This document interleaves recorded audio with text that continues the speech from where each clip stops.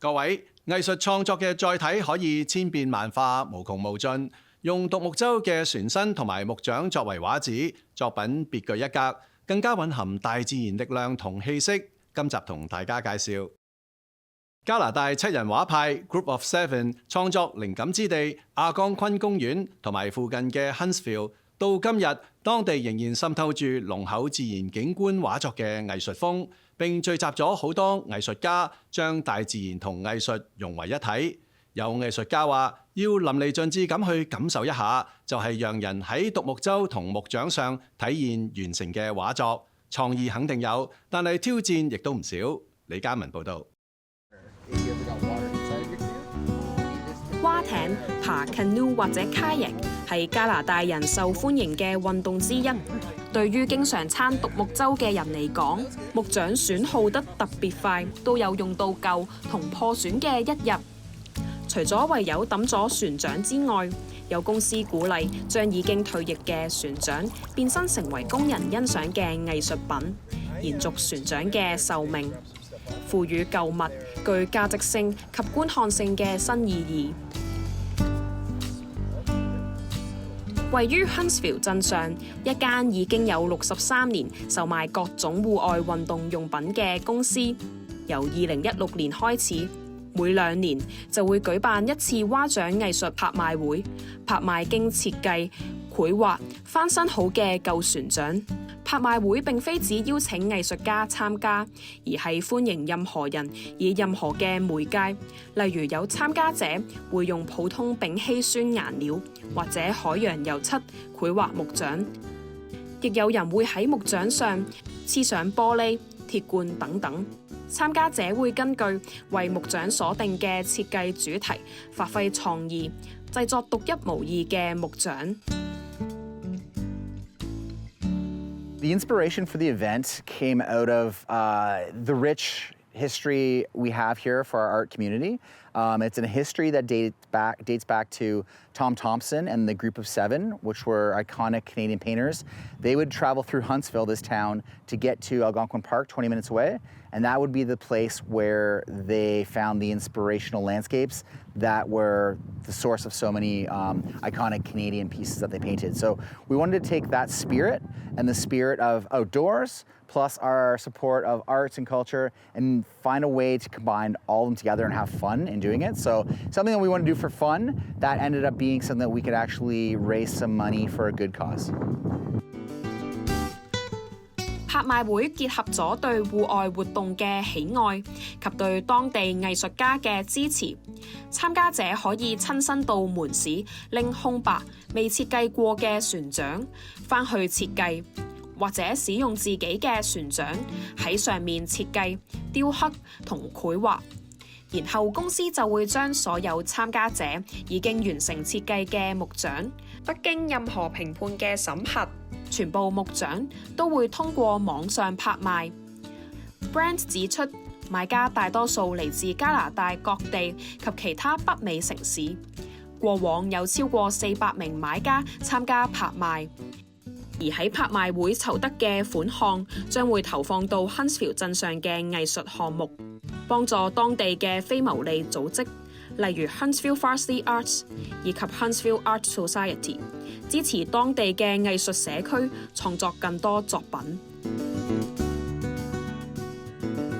公司每屆嘅拍賣會目標係希望透過拍賣船槳同獨木舟籌得25,000蚊加幣。喺過去4場嘅划槳藝術拍賣會上，籌集咗超過10萬蚊加幣。So what we have here is the artist has painted the paddle, added a poem that they made up and wrote on the paddle, as well as sculpted out of coffee cans, rusted coffee cans, a canoe, the stern of a canoe. And here we've got a painted fish paddle, which is nicely stained and waterproof, so this one can actually be used in the water after. This is a combination of a carving that was done on the front, some leather wraps, and some really nice photorealistic paintwork and some birch bark that's been wrapped around the shaft. And this one is Done by a really talented local artist and wood carver, and he actually carved out all the leaves and the trunk and all the detail and then painted them at the very end. 離 Huntsville 不遠嘅阿江昆公園，曾經係藝術家 Tom Thompson 撐住獨木舟去遊覽嘅聖地。壯麗嘅自然景觀亦帶俾佢唔少創作靈感。喺1916年，畫家 Tom Thompson 住喺一家名為 Outside Inn 嘅小屋入面，然後繪畫咗一系列由屋仔望出去阿江昆公園四季嘅景色。Tom Thompson 同當時嘅藝術家同行分享咗自己對阿江昆公園欣賞嘅睇法。喺 Tom 去世幾年後，呢班風景畫家就組成 Group of Seven 七人畫派，以大膽富有變化嘅畫風展現加拿大自然景觀，嘗試激起當時加拿大人對自己國土嘅喜愛情懷。Tom Thompson 對七人畫派有住重要嘅啟蒙影響力，時至今日 Huntsville 鎮上嘅藝術組織仍然好尊重藝術家 Tom Thompson 及 Group of Seven 對加拿大藝術歷史上嘅貢獻，所以 Huntsville Festival of Art 每年都會舉辦戶外現場繪製獨木舟，希望令更多人認識呢段歷史故事，以及戶外寫生嘅趣味。Each summer, we hire on 7 different artists to each create an original mural on the underside of a canoe. And they work what we call on plein air. That means outdoors. And they work for a week in the park, and where they paint, and people can come and visit and see the work being created. And by the end of the week, we have 7 beautiful canoes that are on display for the rest of the summer. And then they are actually auctioned off later on to raise money for local charities. Dan 指出，小鎮 Huntsville 係好多唔同壁畫嘅聚集地，所以亦匯聚咗好多藝術愛好者到訪，參加音樂會或者大型藝術展覽。不過喺新冠肺炎疫情期間，多人聚會被迫暫停。Dan 同團隊就決定舉辦戶外獨木舟繪畫活動，喺旁邊觀賞嘅大眾同藝術家可以保持安全距離。活動自2020年起一直舉辦，到目前為止已經繪製咗20艘唔同嘅獨木舟。採訪當日，有位藝術家 Liz Dirksen 喺湖邊繪畫緊其中一艘獨木舟。Liz 指出，一班藝術家會花大概5日，每日大概2至8個鐘嘅時間去完成獨木舟繪畫嘅創作。This year, the artist that we are honoring is Emily Carr, and she's an artist from British Columbia. She painted all around Haida Gwaii, which I just love her painting. So when we got a chance to do Emily Carr, I chose to do this interpretation.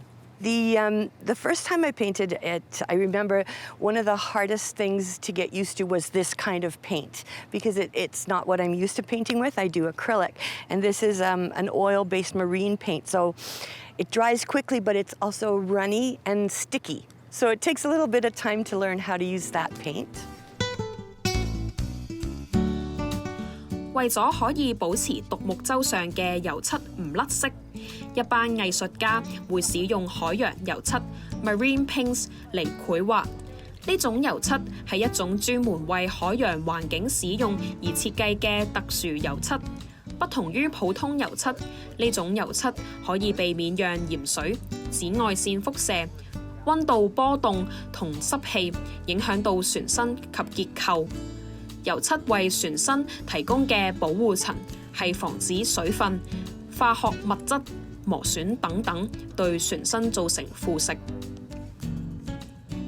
It is something definitely not necessarily on the canoes, because actually most of the artists that we have working on this have never painted anything on a canoe before. So that's part of the fun for the artists as well, I think. It's an artistic challenge. Like, it's the canvas of the canoe is very different from maybe painting on a square canvas where you can see everything. The canoe is rounded and you can't quite see it, and it's big and you're outdoors. And the paint that they use is something called marine paint. So that's paint for boats, not paint for canvases. So that's another challenge to use. It's an oil-based paint. There aren't a lot of different colors, so they have to mix all the different colors using kind of primary colors to create the tones and the hues that they want. And it is a paint that dries very quickly. So there's a lot of challenges there. Huntsville 喺100幾年前曾經係受後世景仰嘅藝術家創作靈感來源地。時至今日，鎮上一眾對撐獨木舟及藝術情有獨鍾嘅創作者及商人，仍然嘗試以唔同嘅方式向世界各地人推廣呢個藝術歷史悠久嘅小鎮，以及鼓勵大家嘗試憑住撐獨木舟去發掘更多加拿大大自然環境嘅美麗。今日嘅節目時間就到呢一度，下星期再見。